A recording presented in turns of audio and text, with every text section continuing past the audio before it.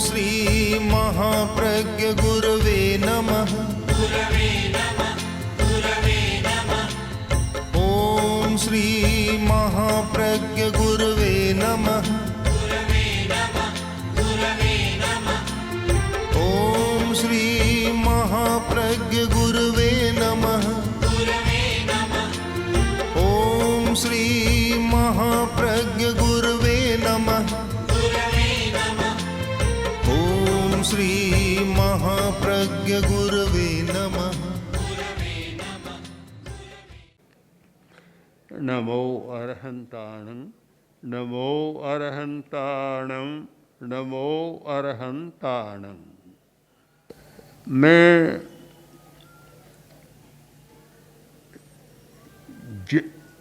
किसी व्यक्ति को देखता हूँ तो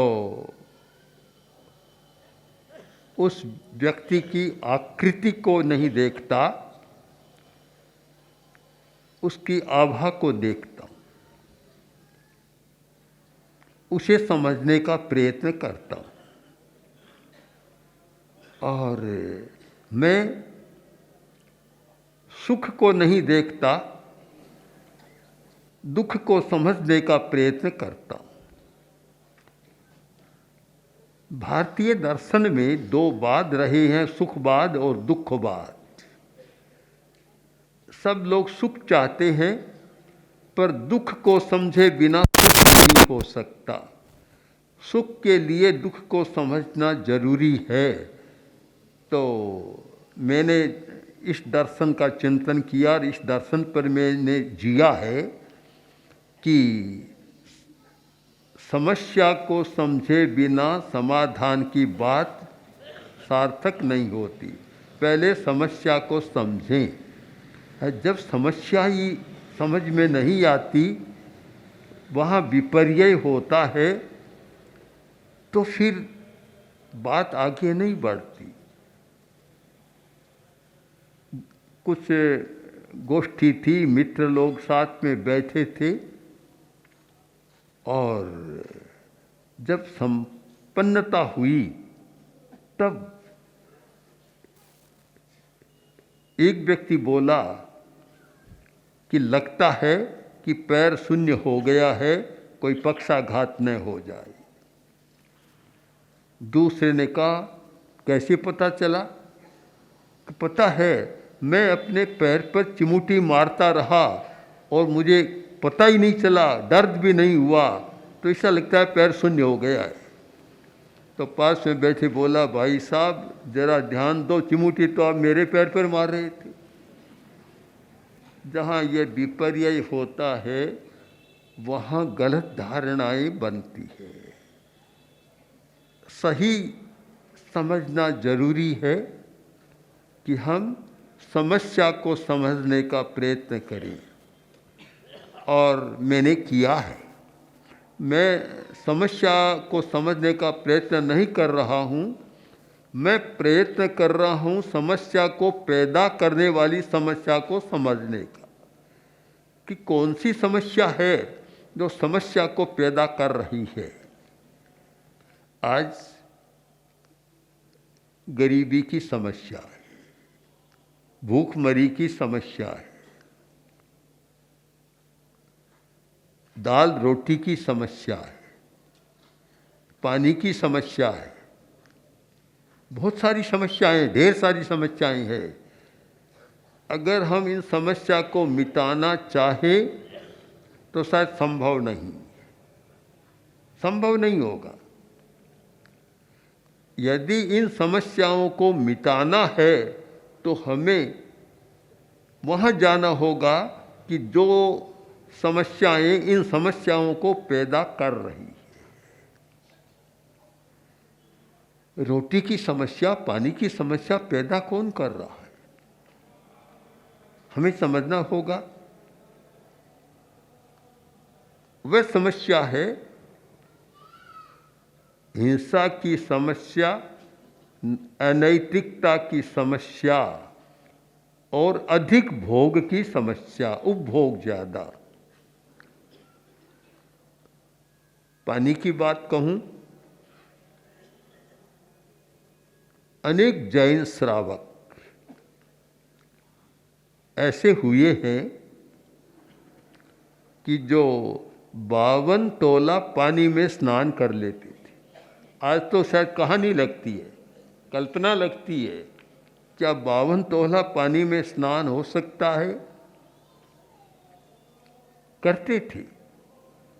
और ये कहावत थी जैन परंपरा में, जैन श्रावकाचार में, कि पानी को वैसे बरतो जैसे कंजूस आदमी घी को बरतता है। एक बूंद भी व्यर्थ मत कमाओ, क्योंकि एक बूंद को समाप्त करने का मतलब है असंख्य जीवों की हत्या, हिंसा।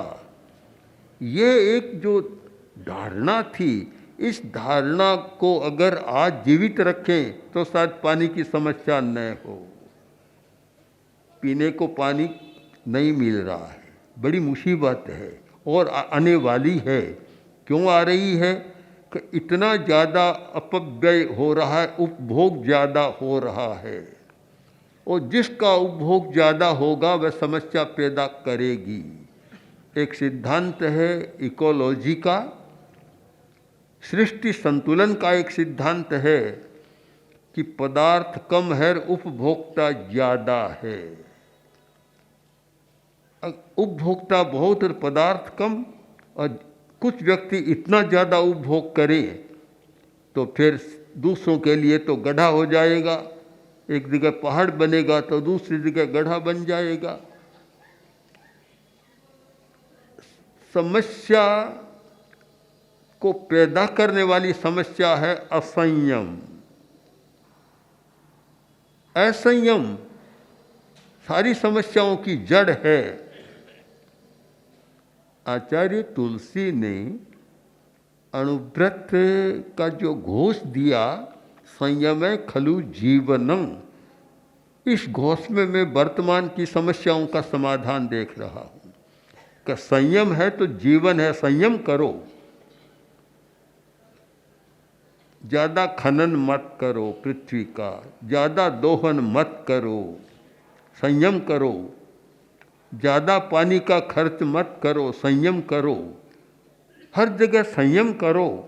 अगर तुम्हारा संयम है तो जी सकोगे, और संयम नहीं है तो जी नहीं सकोगे।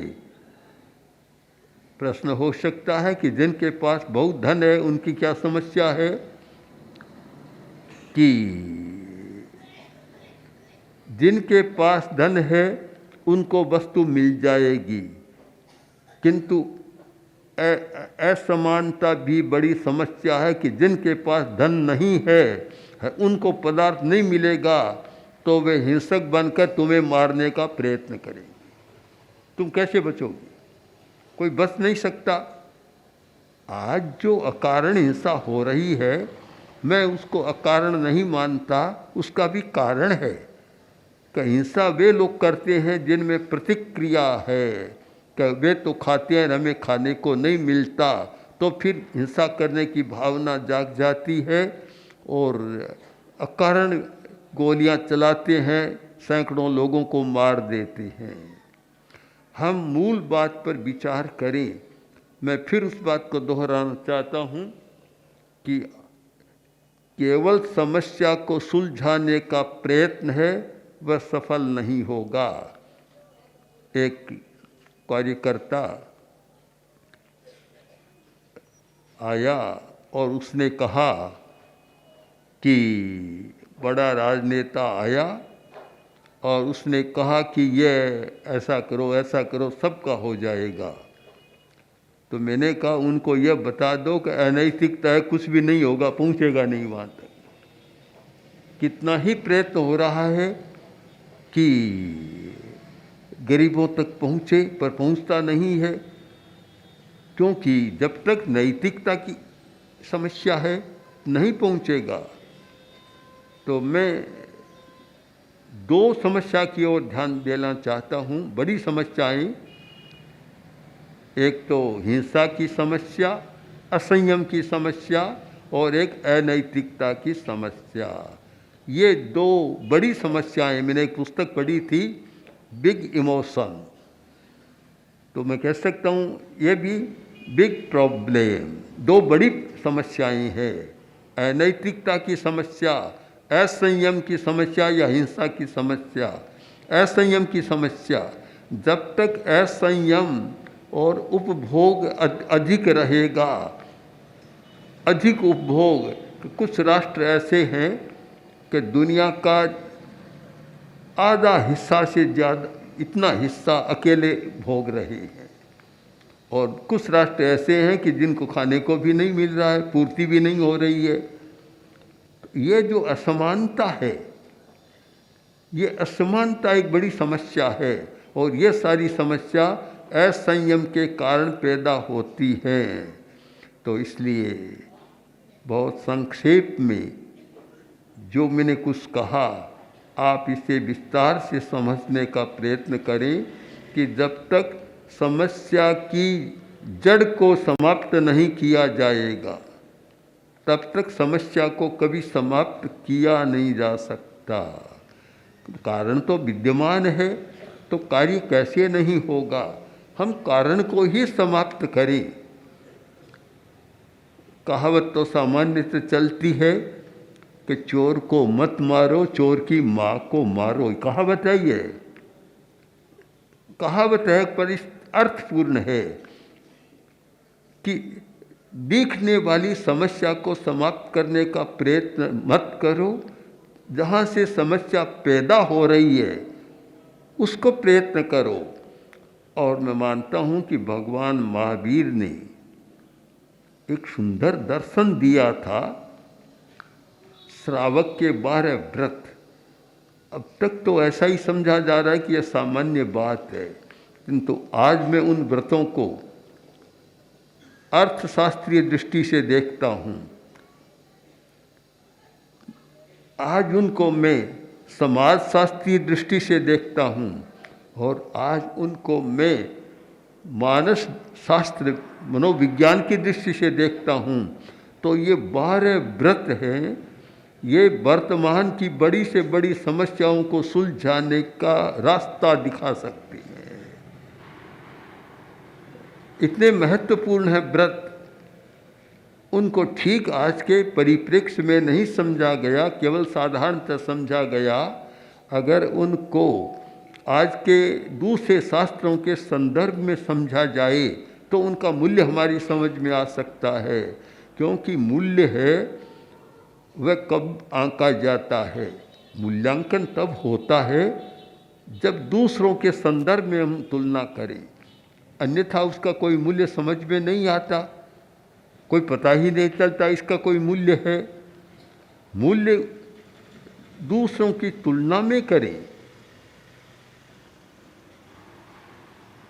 ऐसे अनेक प्रसंग अभी सामने हमारे आए कि अनुव्रत के प्रतिनिधि या कुछ हमारे दर्शन विचारों के प्रतिनिधि जब बाहर गए, उन्होंने बातें रखी तो लोगों को लगा ये तो बहुत बड़ा समाधान है, बहुत समाधान है।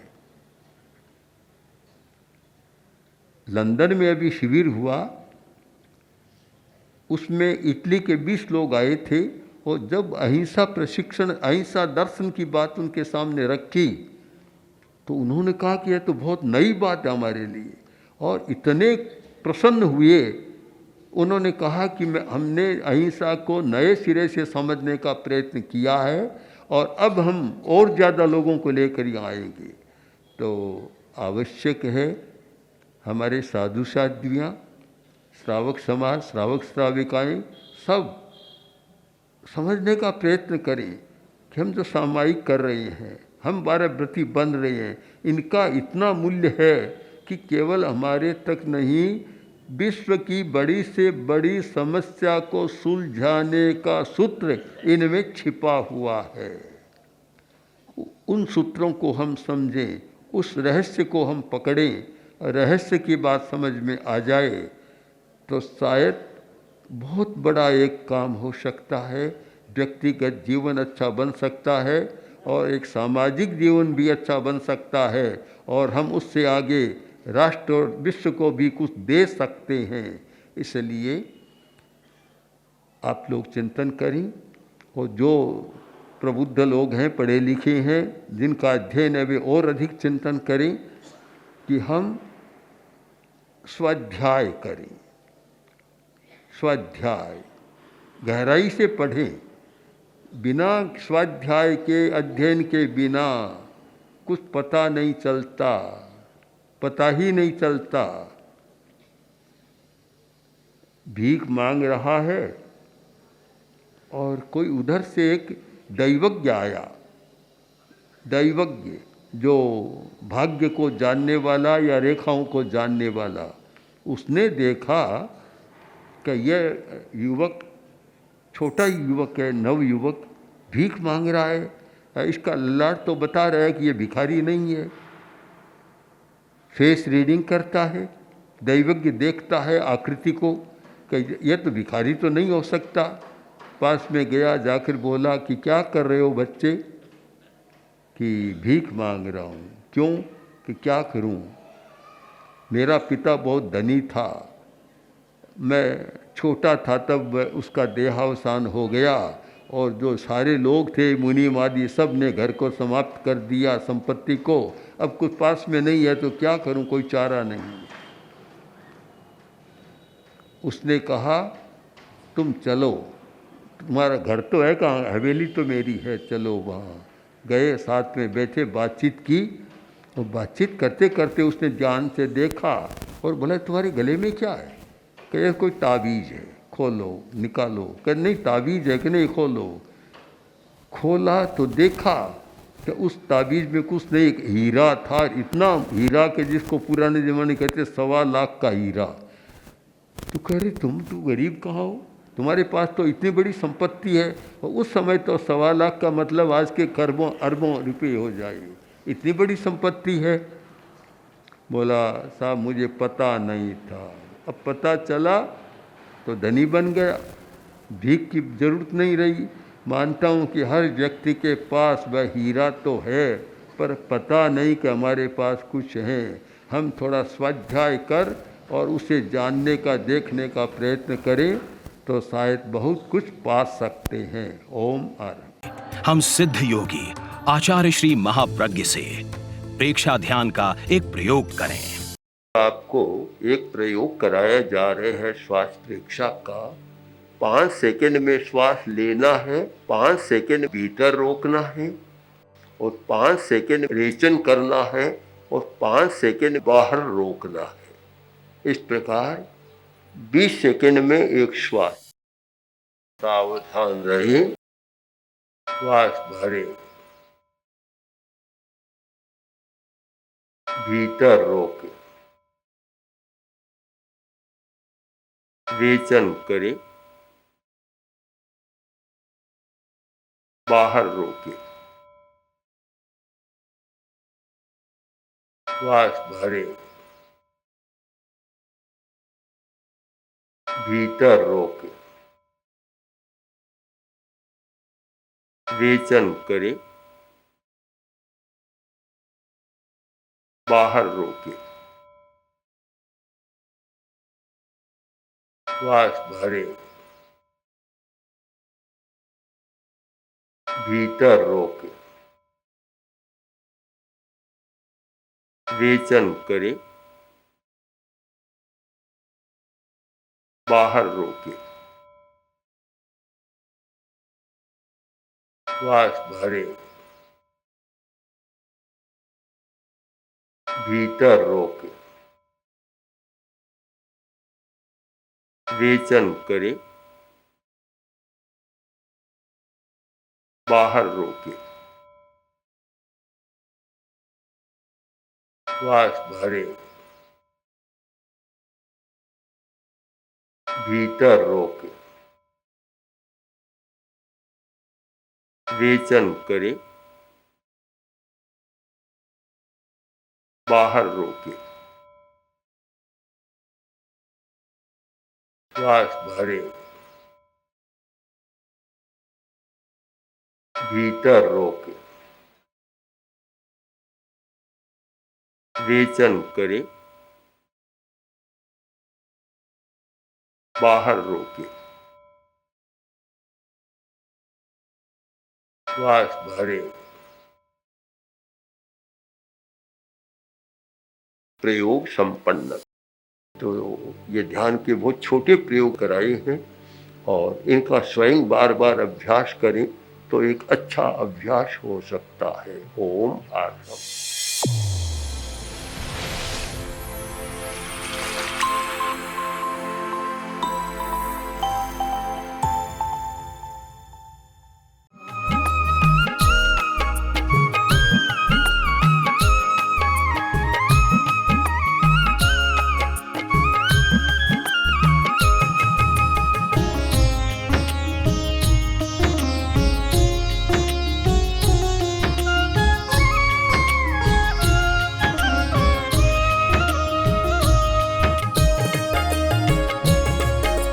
ॐ श्री महाप्रज्ञ गुरवे नमः।